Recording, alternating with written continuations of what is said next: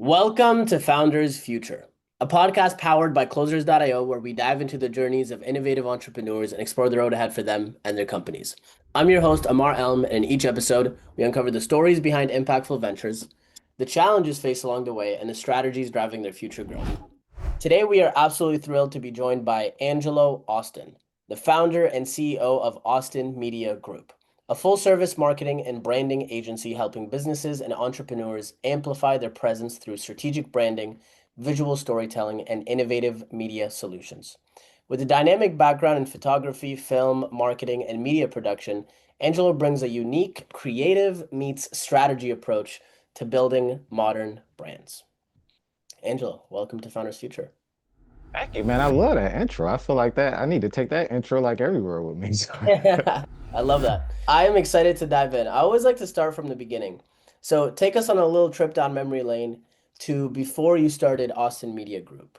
Right. What were you doing at the time? And then what was really the motivation behind starting the company? So before I was prior to doing Austin Media Group, I had my own fragrance brand. So it was called Preeminence. So with that, I had a location open up in the mall, had to deal with staffing, had to deal with just the headaches of running an actual physical location or whatnot. So a little bit that didn't go too great. End up closing that. And so we ended up taking our venture pretty much through events. So from Michigan, Atlanta, Chicago, so to different states. Then the pandemic hit.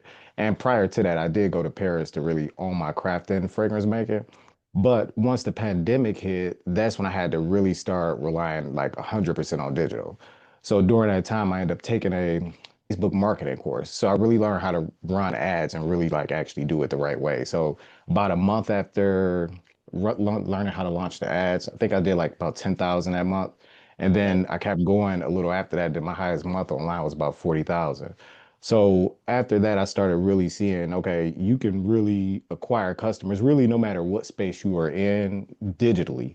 So after that, that's when I really wanted to launch that and then but really begin Austin Media Group. So the whole idea and concept behind that was to really help businesses grow online. It started with e-commerce and then it eventually went to really helping service-based businesses a lot because I see that their main thing was really like not being able to acquire leads. And even after they acquire the leads, the whole system behind really, keeping those leads in a pipeline, getting them to the end.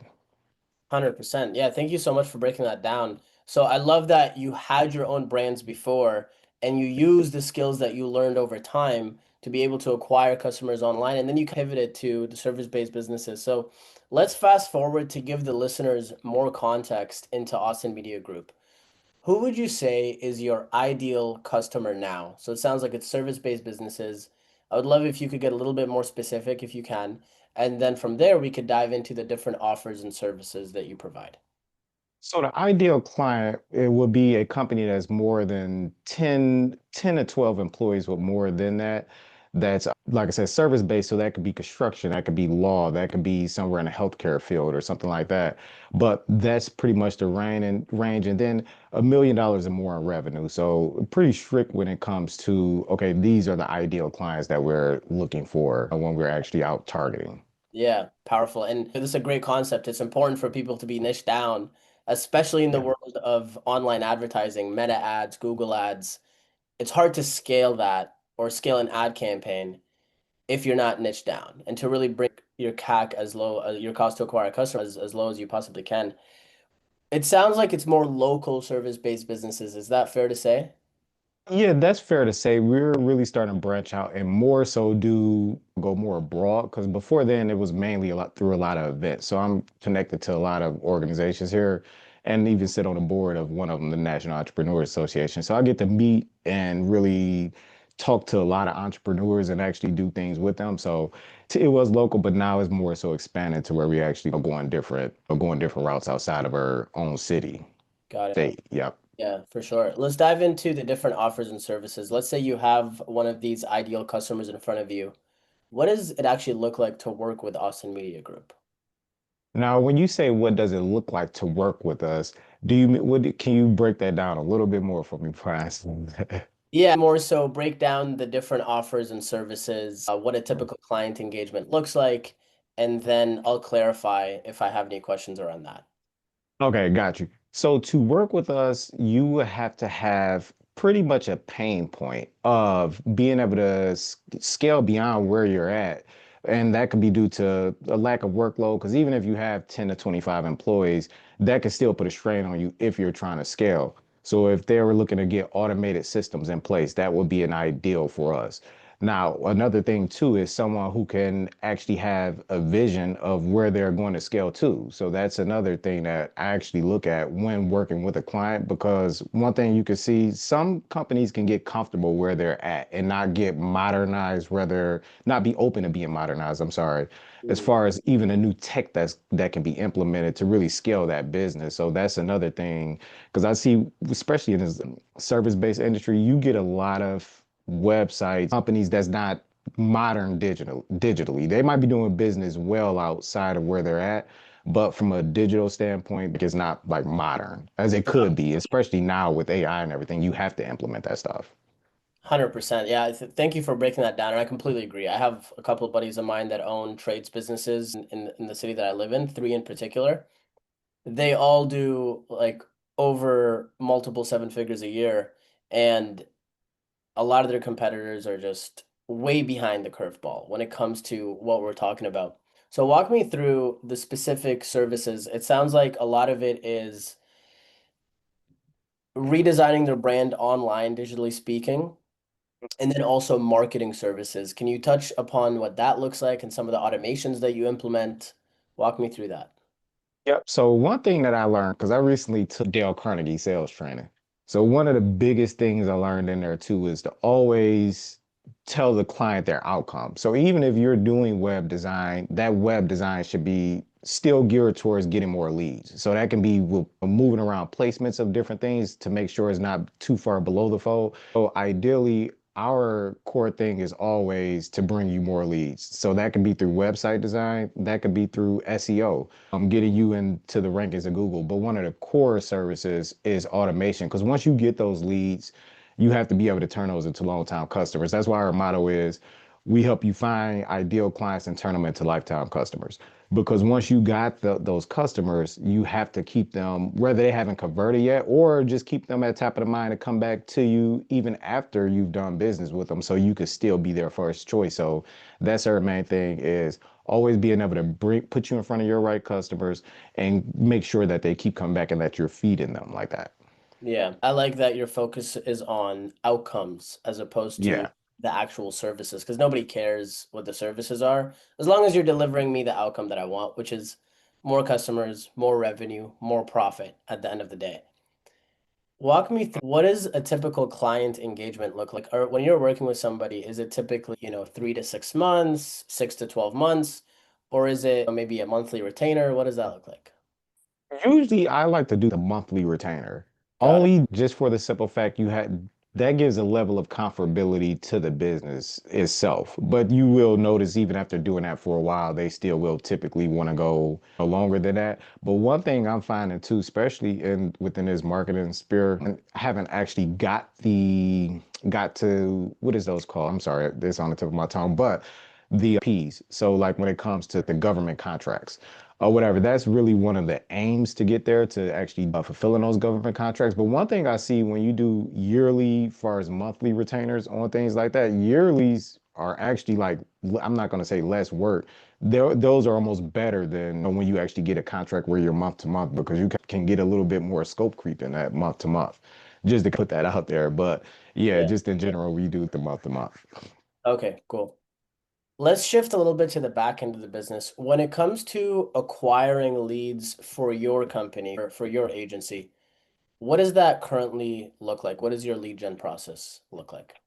So now our lead gen process is mainly cold email mixed with the LinkedIn Sales Navigator. Okay, we might reach out to 5,000 a month. Out of that 5,000 a month, we might get 40 to 50 booked appointments. Out of that 40 to 50 booked appointments, we might get about 7 to 8 closes out of that. So that's pretty much how the flow looks when it comes to our lead gen process. And that prior to then, it was mainly, like I said, events, but the email has been like very good for us, mixed with the LinkedIn Sales Navigator. Got it. One thing that I always like to touch upon is the idea of building a predictable lead generation system inside of your business. And I think there's a lot of we have a lot of coaches, consultants, agencies that listen to this That's something that a lot of businesses experience as challenges. I'm curious for you, when you think about building that in your company, I like that you rattled off the numbers real quick around roughly what does 5,000 cold emails turn into in terms of book calls, in terms of closes. What is your perspective around building a predictable lead gen process? And is there any kind of plans that you have for future initiatives? So my idea first, you have to have that into your process. Now, if you are going to have, you can have predictable incomes in other ways, especially in this world that we live in, as far as the marketing world, like SaaS or something like that. So that's like a different component if you are going to have that, but you can have that, you can have that implemented in there. And one thing I would say too, as far as like future initiatives on it, I think it's good to stay ahead of the curve. And that's actually what I'm brainstorming on my team with. What else is going to be next outside of email? So like it's got to be some more innovative ways to reach to the client outside of email. Like I can see over time I think email will always be there, but I think it's still going to be a more innovative way. So one thing that we even thought of too was even taking it back to direct mail, but at the same time, like really targeting CEOs and stuff through direct mail, but it could be a certain type of package you might get with in there or whatnot like that. Like I said, I still think it's good to always stay ahead of the curve to what's coming next or what's a more innovative approach to actually reach that ideal client. 100%. I'm super curious if you've thought about running paid ads to book calls. I've thought about running the paid ads to book calls, but the thing I see that, especially I think depending on your ticket of what your services is and who Yeah, you're trying to reach in a company, I still think the direct approach might be a little bit better than actually doing that, than actually running ads. But I think the ads is still an option too. If you're dealing with, I guess, I'm not going to say lower ticket, but if you're dealing with anything under 5,000, I would think an ad is good. got it. So you think the ads for lower ticket are better than high ticket? I think so for better, yes, because I think if you're looking to reach decision makers, typically aren't the ones I feel as if a lot of times click on the ads. I feel like, then this is just my personal opinion with it, but Yeah, I yeah, do feel like when you're going in, like let's say for instance, web design. If I'm doing a less than a $5,000 service web design, I think ads will do good for that. I think ads will do good for SEO and things like that too, but to target a certain person in a certain caliber of the business, I still think that that funnel is needed. yeah. That's super interesting perspective because our thought process around this is ads work very effectively, more so if you have high ticket. Oh, Because okay. yeah, because then you actually because you're collecting more per customer, so then you Okay. can your ROAS is a lot higher, so then you can dump more into ad spend. And I've seen some people and clients that we've worked with doing enormous numbers, eight, nine figures, and high level coaches, for example, high level marketing agencies or high level executive coaches that only work with C-suite individuals or SEO or sorry, CEOs at a particular level, let's say 10 million plus, 50 million plus it's very effective. I think it really comes down to the messaging of how it's communicated. And one thing I always like, I love this number is there's 3 billion people on Meta. So it's like our customers are there. We just got to figure out how to talk to them. Yeah. So Yeah. thought process on that. Now, I think now, and two, now when we're talking about marketing on those platforms, like you said, it's 3 billion people on Meta. Like in my experience, like, let's just say something like Meta. I feel like that's good for service-based business. It could be good for service-based businesses, but like e-com and services like that is where that really like shines. But in a instance like Google search, now that I feel like you can go around that ticket, you can still go up a little bit higher in ticket and reach B2B and decision makers on that. But I still definitely think that more of a structural approach, whether it's email or conversational based approach with Yeah. dealing with higher ticket is more like effective. But you said you've seen that too. So that's interesting. That I Yeah. definitely can't disagree with that. That's interesting though. Yeah. I'd love to share with you some perspectives on that, maybe after the pod. Yeah, for sure. I definitely want to see that. When it comes to your sales process, walk me through what does a client or a lead go through? What are the different steps that they go through for them to become a client? So first, of course, once we actually get them on a sales call, I typically notice it takes 2 to 3 touches after the sale call to really actually close. After you talk to them a couple times and everything like that, then you actually close. Now, once they actually close, depending on what service they get, they're going to go through an onboarding process. After that onboarding process, now they have to give any type of assets that we need, whether that's logos, anything like that, or just filling out the SEO stuff on their competitors or whatever it is, or whatnot. After that, it's typically 7 to 10 days once we really get everything going like that. But depending on how big the project is, of course, it could be longer. And then they get their deliverables at the end. But I think the most important thing was just finding out on average it's 2 to 3 touches before the sale actually like closes. Got it. And when they respond to an email, does that get them to book a call like the first call, or is there like a 15-minute discovery prior? What does that look like? So usually what we do is it goes through a couple conversations with them back and forth in email, then a call is booked. Usually on that first call that we actually have booked, yeah, that discovery is definitely going to be the first piece. And then that's, of course, that's when the sale actually comes after that. But the Yeah, first meeting usually going to last probably about 30 minutes to go through the discovery and to handle really any objections on that call. And then usually that for those follow-ups is really even to strengthen the case. We're probably sending over case studies and and everything like that. And after that third touch is usually pretty much closing. awesome. Yep. When you think of your vision and where you want to take the company, let's say over the next 12 months, what are some specific revenue targets, performance targets, or just goals in general that you're aiming towards? So even when it comes with goals, one part of the business model too that's implemented that we do is actually like buying e-commerce sites. So like Mm, existing or some that's selling, especially on Flippa. That's one spot to where you can buy a lot of those or not. But buying them, fixing them up, and even letting those generate revenue. But the whole goal of those is to build a portfolio and then resell them after that. So another goal would be to acquire. We acquired a dogstore.com, which we are actually in the process of building and doing everything to it. But that's going to be to sell it back and then let it generate a little bit of revenue, then actually sell it back. So that's one of the major goals right there is to pretty much do that and really just to keep filling up the pipeline with higher ticket clients. yep, Ideally, that's pretty much what we want. Actually, my goal by the end of the year is just to have really probably 10 solid high ticket clients. Yeah, that's doing that. got it. What do you feel like is the biggest challenge you're facing as an owner to really taking this to the next level? I feel like one of the biggest challenges is definitely going to be people. Like right now, I'm actually in the process of finding another sales rep. Cool. So right now, the whole goal is to really build on the cold email campaigns and really build that up, and then actually bring on a second sales rep. Because right now, I have one sales rep that's actually doing the selling and everything, but I want to actually bring on another one so we can increase the volume of that. But I think one of the biggest hurdles that you always have, even if it's digital or and we're working remote, is still finding somebody who can who's reliable. I would Yeah. feel like that's reliable. Yeah, yeah, reliable, can perform at a high level, especially if you're spending money on these leads, Yeah, be converting. Yeah, yeah. So yeah, that's definitely one thing. And then too, I think even because I think anybody can learn that skill set of selling, but it still take a certain person to still stay motivated after a call and to push through to the next call.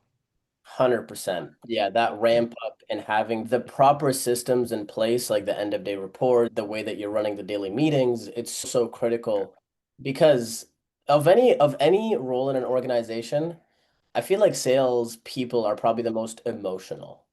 If they, You think? I, You think so? like That it makes is sense that though. like it's just up and down. Sometimes they'll have a great week, sometimes they'll have a great month, other times they'll down, and it's a very like state-based performance. So what I mean by that, or state-based role, what I mean by that is your state is how you think and how you feel. And if I can manage my state on a day-to-day basis, then I can perform at a high level. But if I'm not doing that, then typically you'll see sales drop. That's a good philosophy behind it, man. I like the way you think with a lot of stuff. I appreciate that. Walk me through, let's go into a quick closing lightning round. What is one tool or resource that's been a game changer for you in your company? Go high level. Okay, I like that. Nice and simple. Yeah, I love that too.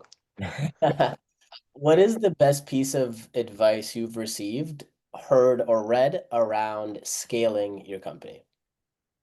Oh, I would have to let me come back to that. I have to really Okay. think about that. Okay.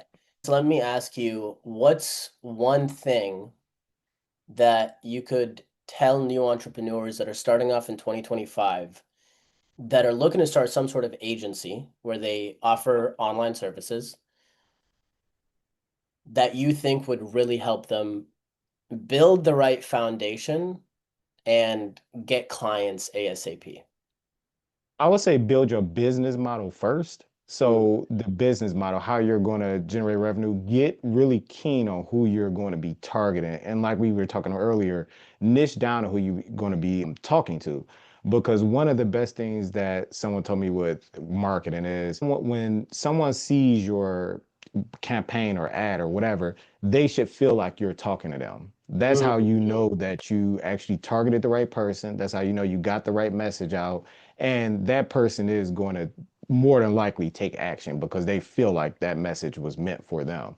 So I would definitely say once you get those things in order, then think of ways to take yourself out of the business. Like eventually you almost want to be an investor to the business more so like to where the business kind of runs itself and you just checking on operations to make sure everything okay. So I yeah, think that's the perfect way to think about scale is how can this process be repeatable without me? And if you were in it, if I had 100, if this was to 100x tomorrow, how could it be sustainable? So I think that's a good way to think about like scale.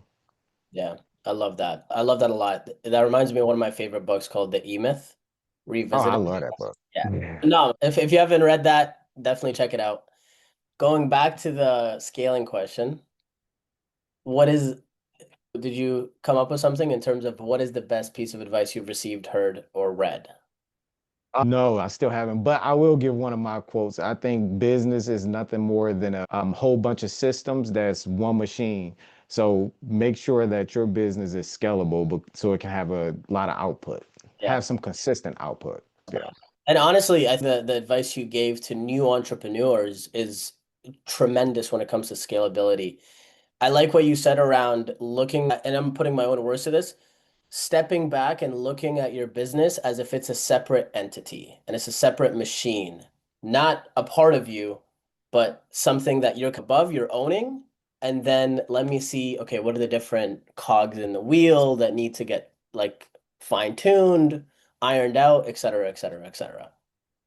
Yeah, yep. And like you said, I think, and two, one thing I want to touch on too, because I think a lot of people get the misconception between growing and scaling. 'Cause someone can make 100,000 in a month, and that mean that's growing, but it's not really scaling. Like if that involved you and is not repeatable, is not scalable, is not scaling. Yeah, 1000%. What is the best way for people to reach out to you to work with you? If you want to reach out to me, you can reach out to me via email, aa@angeloaustin.com. You can follow me on Instagram. That's Austin Media underscore group. Or make sure you guys check me out on YouTube. I have my YouTube channel. It's called The Automationist.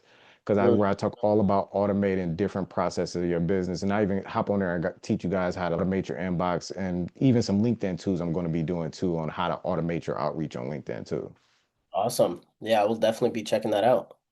Yeah, I'm gonna make sure I Thank send you. you a link. Make sure you subscribe to me, man. I gotta make sure I stay up to you to make sure I get on these podcasts. Cause I want to hear some of your past guests too now. Cause you 100%. interview good. Angelo, thank you so much for your time. Yep, thank you. So that wraps up another insightful episode of Founders Future.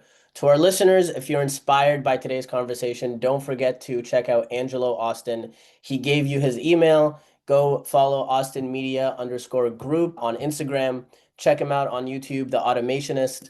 And all of this stuff will be linked somewhere, so it'll be pretty easy to find. But if you enjoyed this, please don't forget to subscribe wherever you listen to your favorite podcasts.